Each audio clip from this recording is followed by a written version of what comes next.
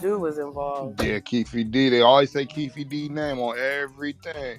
Keefy D gotta saying No, know. Keefy D name. I'm talking about Diddy. What makes you say you lost your empire because of Puffy? Why you say that? In a shocking revelation, murmurs have arisen, pointing a connection between Diddy and the infamous Tupac assassination, leaving everyone associated with the music mogul in a state of disbelief. As we peel back the layers of this unfolding narrative, recent events have thrust Keefy D into the limelight following his arrest due to alleged involvement in Tupac's demise. Puffy, if I'm not mistaken, Puffy, he approached you on 3 different occasions, right? About pitting a hit on Tupac and Suge. If you're wondering about the backstory, it revolves around Keefy D, the uncle of Orlando Anderson. On a fateful night post, a Tyson fight, Tupac, alongside the death row entourage, confronted Orlando Anderson. Word has it that in retaliation, Orlando, with Keefy D and their associates, went on a hunt for Tupac, leading to the tragic ending we're all too familiar with. Though some may argue that Keef's past confessions, spilling beans about the night of Tupac's assassination, led to his own downfall, the rumors don't end there. Whispers suggest Diddy's potential involvement with Keefy D. Delving deeper into these speculations, Mark Curry, a former artist under the Bad Boy label, once hinted at narratives surrounding Diddy's connection with Keefy D. While many theories circulate the internet, the ultimate truth remains cloaked in mystery. Puffy, you and Puffy was hanging out one day, and he wasn't serious about it, but it was floating in the air. He made a comment. In an illuminating interview, Curry was asked about his own experiences and observations during his time on the West Coast with Diddy. He remarked, "Never seen Keefy D walking down the street with no chips or anything like that, but I knew Zip. I knew Zip was from Harlem. Then I knew what tied him in and what he was doing in New York with the Los Angeles plug." When prodded further about Keefy D, Curry mentioned, "I know of all of them. Once you're somebody, everybody knows you. Legends, so I would definitely know if that was the case." While Curry doesn't directly implicate Diddy, he does emphasize his close knowledge of the players involved, noting that some of his friends are more legends than me. The subtext suggests there's more to the story than meets the eye. He also seems to hint that while Keefy D might have been the one carrying out actions, there could be bigger players behind the scenes, possibly alluding to Diddy. I think the best way to characterize that is Dwayne Davis was the shot caller for this group of individuals that committed this crime. Now, turning our focus on the main news, the arraignment details for Keefy D have been released. Court documents indicate that he's been charged with a category of felony, specifically assassination with the use of a deadly weapon with the intent to promote, further, or assist a criminal gang. With the prosecution asserting that the intent behind Tupac's assassination was to exact retribution against him and the then death row CO, Marion Suge Knight, it's evident that this case will reopen old wounds. Sheriff Kevin McMahill, in a press conference, highlighted the determination of his department to bring closure to Tupac's assassination, stating, "For 27 years, the family of Tupac Shakur has been waiting for justice."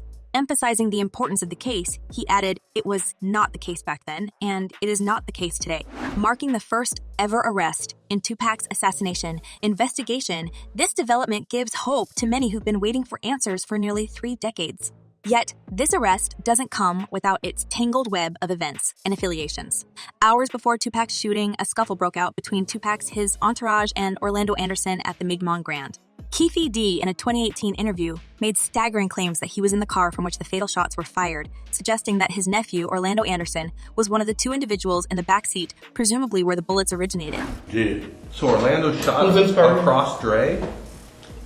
He leaned over on the window, we rolled down the window, popped. While Anderson was a prime suspect, he was never formally charged and met a tragic end in an unrelated gang shooting in 1998. As they were in the white Cadillac, Mr. Davis took the gun that he had obtained and provided it to the passengers in the rear seat of the vehicle.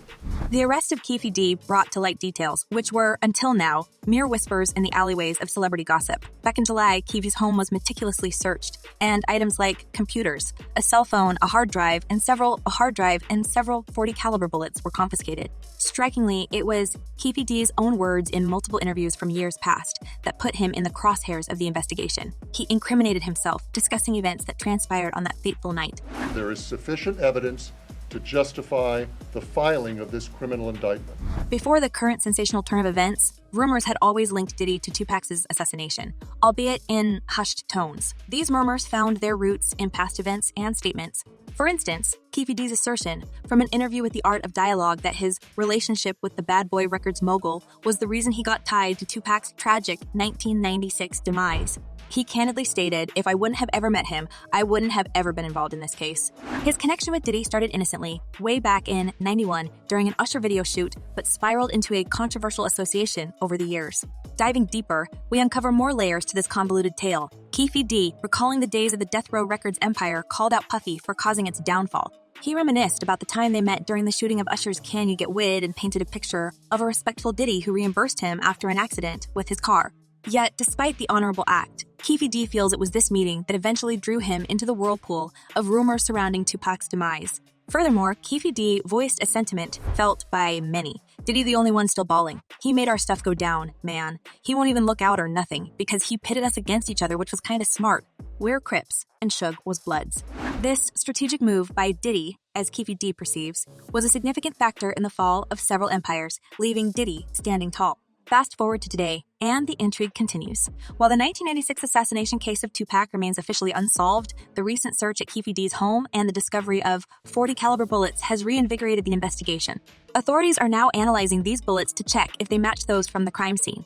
As a Vegas police source mentioned, the aim is to determine if they have any link to the bullets found in Tupac's body or on the scene of the homicide. Adding another layer of complexity, Keefe D is known to be the uncle of past alleged assassin, Orlando Anderson, and has, on more than one occasion, confessed to having a role in the rapper's 1996 demise. After the shockwaves created by the recent alleged ties between Diddy and the Tupac case, it seems Sean Combs can't catch a break. Adding to his list of recent controversies, Mark Curry has voiced his discontent with Diddy's decision to return publishing rights to former Bad Boy Records artists. Curry, known for his appearance on the chart, topping 2001 single Bad Boy for Life, didn't mince words. On September 6, Curry took to Instagram stating, "Diddy gave the publishing back. So what? It has no value. I want him to give me $1 million cash and then I can plan the rest of my life out well." Further emphasizing his point, he compared Diddy's act to someone repaying a debt only when it no longer matters. Ever had somebody owe you $50 when you needed it back? They didn't pay you. Then by the time they do pay you, the $50 doesn't mean the same as it did when you needed it, Curry lamented. For those not in the loop, Mark Curry is not just a one-hit wonder with Diddy. He left Bad Boy Records in 2005 and later penned a book in 2009 titled Dancing with the Devil: How Puff Burned the Bad Boys of Hip-Hop. The book suggests a history of financial exploitation, offering a deep dive into Diddy's purported murky business dealings. Diddy's decision to return the publishing rights, as reported by TMZ, was presented as a benevolent act. They suggested he turned down offers potentially reaching 9 figures in a bid to revolutionize the industry. Yet, as Curry points out, this act might be too little, too late, especially given the past critiques from artists like Mace, who claimed that Diddy once gave him a mere $20,000 for his publishing rights and later refused Mace's offer of $2 million to buy back his catalog. Craig Mack got thrown out the label. Who is we?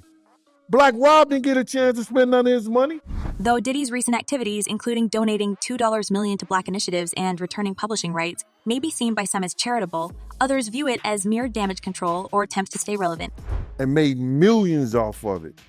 That helped him be a billionaire.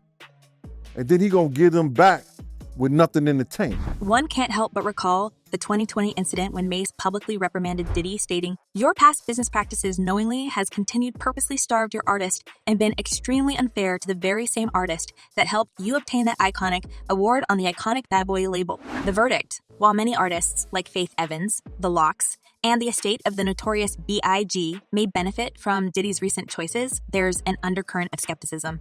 As the news of Diddy's alleged involvement in the Tupac case continues to unfold, one can only wonder how the mogul will navigate this series of PR nightmares. You don't think it's genuine. You think Puffy is just doing it for his image. As we delved into the digital expanse of public forums and social media platforms, reactions to the unfolding Diddy saga were a swirling mix of skepticism, sorrow, and speculation. On one side, fans appeared to be torn between the allure of fresh revelations and the tragic memories of Tupac and Biggie. One poignant comment reverberated with a sense of foreboding, asserting, "What's in the dark shall come to light. Rest in peace to Tupac and Biggie. More arrests will be coming." Diving deeper, the narrative took a twist with mentions of Keefe D and potential connections to Diddy. The chatter among insiders suggested a motive in alleged financial dealings that added a layer of intrigue to the ongoing story. A user commented, "Keefe D has terminal cancer and doesn't care about telling on everybody involved. Plus, Puffy didn't make the money agreement right once Zip took the $1 million payout." While some viewed Diddy's recent philanthropic gestures and artist focus decisions as genuine acts of goodwill, others saw them as actions of a man preparing for a storm. The sentiment was best captured by another comment, which read, "I believe Diddy had something to do with it. He's giving artists their catalogs, paying them their back pay royalties, and donating large sums of money. He knows his time is coming up. He's settling things before he gets locked up."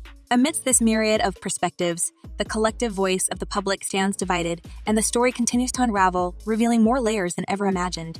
As the tangle of events surrounding Diddy, Tupac, and the myriad of claims continues to thicken, we find ourselves reflecting, where do our loyalties lie? How do we discern the line between fact and speculation in an age where every whisper echoes across the vast expanse of the internet? We invite you, our astute viewers, to dive into the debate. Do you believe Diddy is embroiled in this maelstrom by sheer coincidence, or is there a deeper narrative at play? Share your insights, theories, and musings in the comments below. As always, stay tuned for more unraveling tales from the world of celebrity intrigue.